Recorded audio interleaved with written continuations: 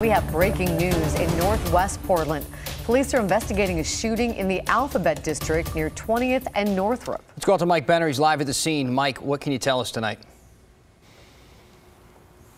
Well, Dan, good news right out of the gate. The victim in this case, a man, was conscious and stable as he was rushed away from the scene. He does have serious injuries, but he should be okay.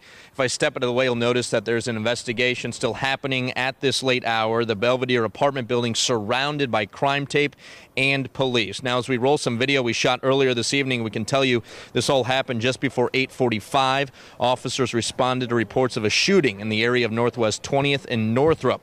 That's right across the street from the inn at Northrop Station and just 1 block away from busy Northwest 21st.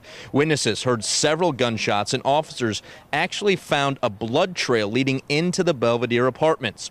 They found a man suffering from a gunshot wound. He was taken to the hospital, and detectives started their investigation.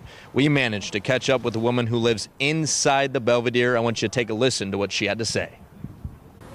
And it's kind of unnerving, but I don't feel afraid. I think it's probably a personal interaction, based on people's lives, things that are going on for them.